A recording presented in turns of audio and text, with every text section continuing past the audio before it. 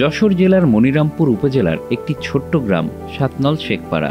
এখানে আছে এক রহস্যময় বাড়ি, যা স্থানীয়দের কাছে পরিচিত মৌবাড়ি নামে। কারণ এই বাড়িটি শুধু মানুষের বাসস্থান নয়, এটি হয়ে উঠেছে লক্ষ লক্ষ মৌমাছির নিরাপদ আশ্রয়।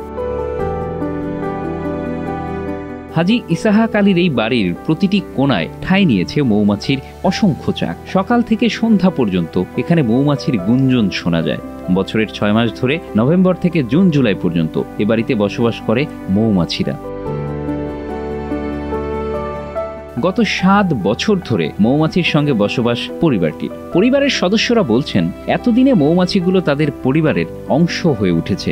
মনে হয় যেন ওরা আমাদের একটা বন্ধু বা আমাদের একটা সাথী, আমাদের উপকার হয়, আমাদের মধু দেয় আর ফসল লাগায়, তার সেই ফসলটা ভালো হয়। এই মৌমাছি 7 বছর ধরে আসে, আজ চলে যায় আবার 6 মাস থেকে।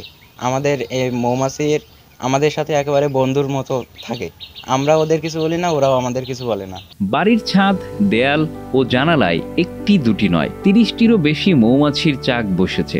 মৌবাড়ির এই মধু বিক্রিও পরিবারটির জন্য বাড়তি আয়ের উৎস হয়ে উঠেছে। গত বছর তারা 50,000 টাকার মধু বিক্রি করেছিল।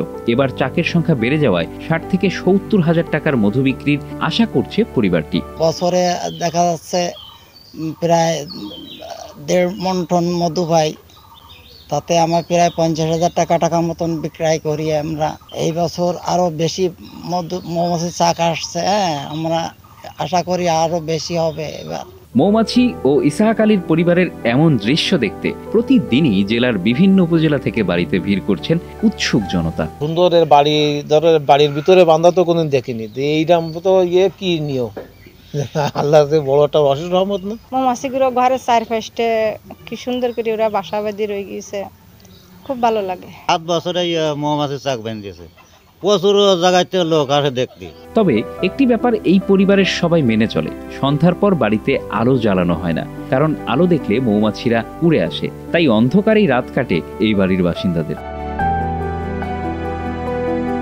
এই মৌমাছিরা আশপাশের ক্ষেত ও বাগান থেকে মধু সংগ্রহ করে চাকে জমা করে। ফলে শুধু এই পরিবার নয়, আশপাশের কৃষকরাও উপকৃত হচ্ছেন। সাতনল শেখপাড়ার এই মৌবাড়ি শুধু একটি বাড়ি নয়, এটি প্রকৃতি ও মানুষের মধ্যে তৈরি হওয়া এক অনন্য সম্পর্কের প্রতীক, যেখানে ভালোবাসা আর সহাবস্থানের মাধ্যমে মানুষ ও মৌমাছিরা একসঙ্গে বসবাস করছে। Bangla affairs news desk.